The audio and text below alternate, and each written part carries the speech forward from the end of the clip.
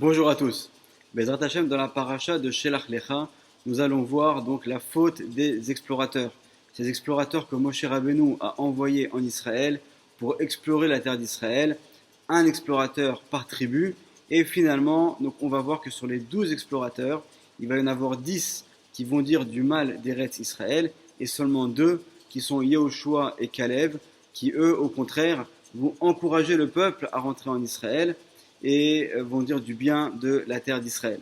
On voit qu'ensuite la punition des 10 explorateurs qui ont mal parlé d'Israël va être terrible, ils vont finalement mourir dans des conditions particulièrement difficiles, et c'est à cause de cet événement-là que le peuple d'Israël va devoir errer dans le désert pendant 40 ans. Alors on voit que lorsque les explorateurs vont revenir et vont exposer au peuple d'Israël ce qu'ils ont pu voir, et donc ils vont décrire de manière très négative Eretz Israël. Ensuite, c'est Caleb, donc cet explorateur de la tribu de Yehuda, qui va prendre la parole. Et il va essayer un petit peu de vouloir inverser la tendance. Et qu'est-ce qu'il va leur dire?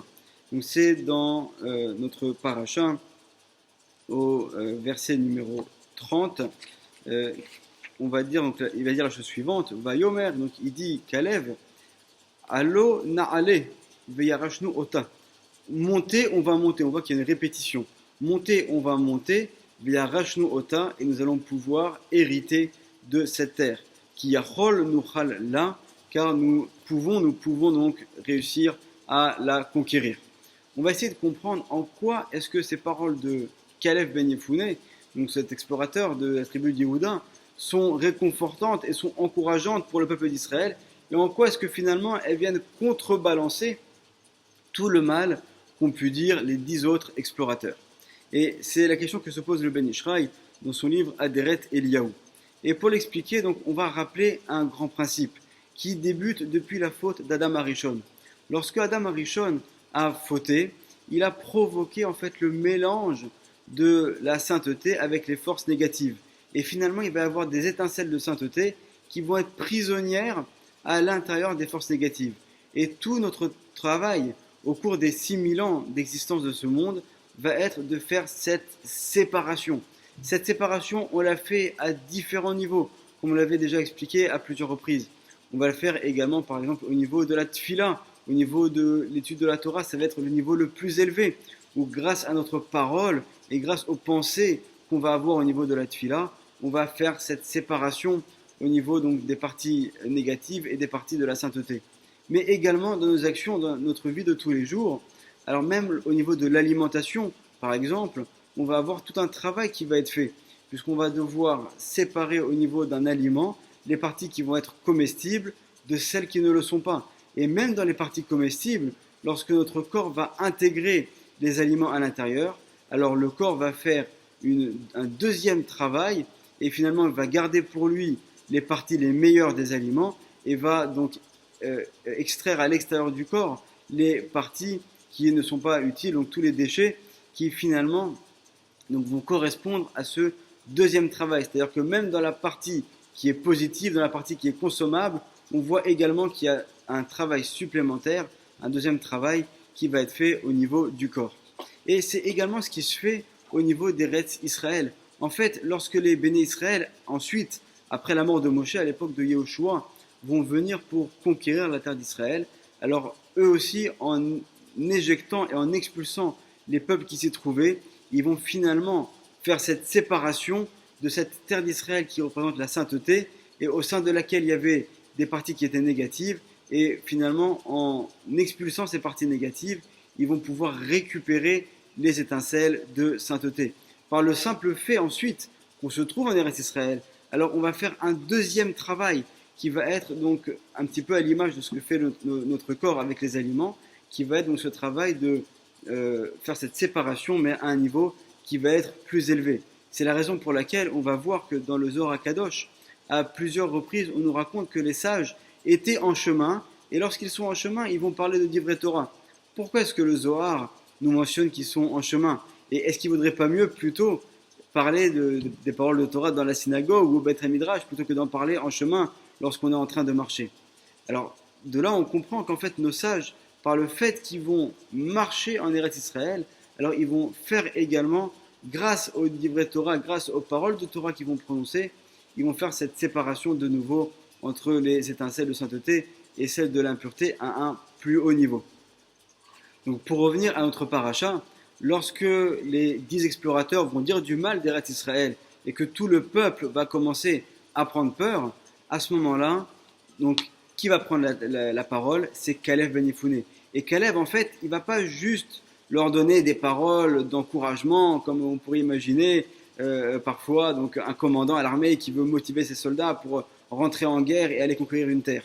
On n'est pas du tout à ce niveau-là. En fait, Caleb va expliquer au peuple d'Israël quelle est la profondeur de la conquête de la terre d'Israël.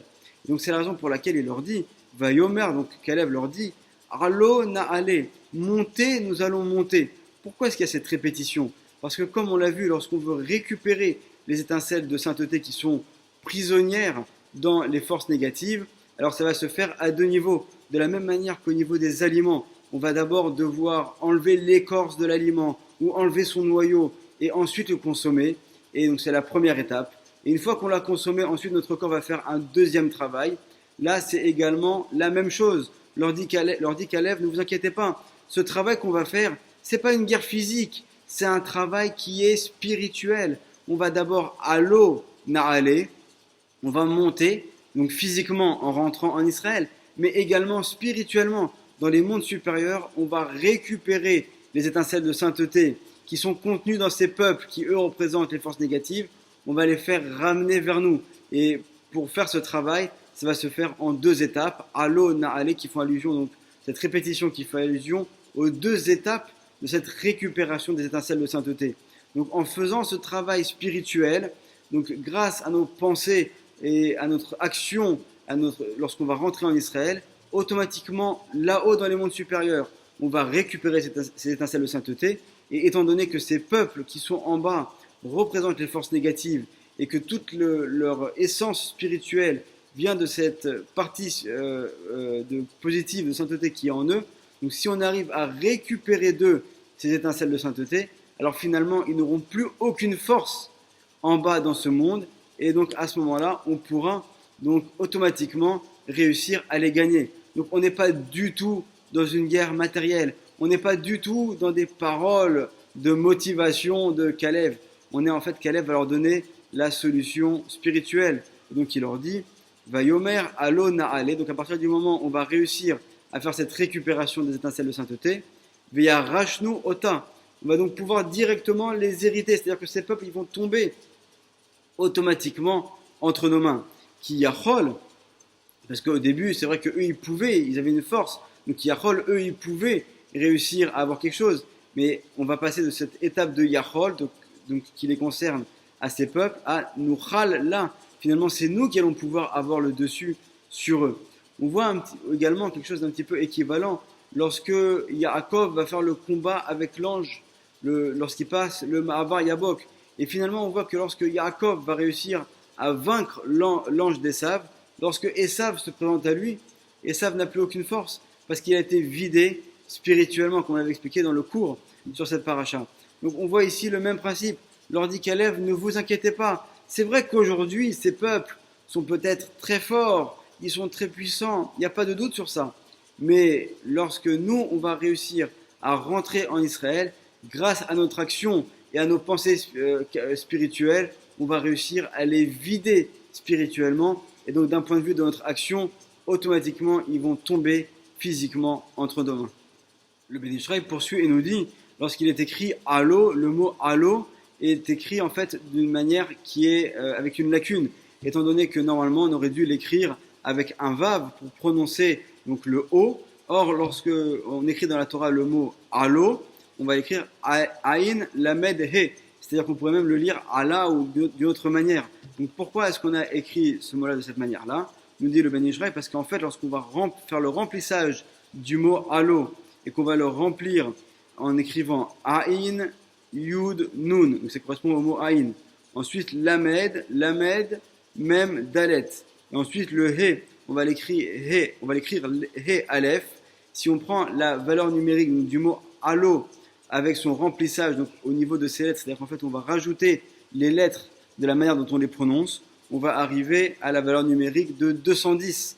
Or, 210, c'est 10 fois le nom d'Hachem qui s'écrit Aleph, He, Yud et ensuite He. Donc ce Shem qu'on appelle le Shem Ekié, qui représente également la Bina, qui représente donc cette force de libération. Donc on voit que également Kalev va de manière en allusion, va en fait leur révéler également cette force, ce nom d'Hachem qui est ce nom de la Bina, qui correspond également au nom de la Géoula, de la libération. Il leur dit ne vous inquiétez pas, c'est grâce à Akadosh Baruch Hu qui va nous envoyer une lumière spirituelle qui va nous permettre de totalement aveugler nos ennemis et de réussir à conquérir la terre d'Israël. Donc finalement, dans ces paroles de Kalev, si la Torah nous les rapporte, c'est qu'en fait, à travers ces paroles, il y a une profondeur qui est extrêmement importante. Et en fait, Kalev, à travers ces paroles, va révéler au peuple d'Israël de quelle manière est-ce qu'il n'y a aucune inquiétude à avoir. Et finalement, on voit que tout est prévu par Hachem et que ce combat n'est pas un combat matériel, mais c'est en fait un combat spirituel. Alors, Bezrat Hachem, que Akadosh Baruch Hu puisse également, à notre époque, nous éclairer de sa lumière et nous permettre d'aveugler nos ennemis et de mériter d'avoir la Géoula. Bimera, Beyamenu, Berachamim. Amen, Ve Amen. Shabbat Shalom.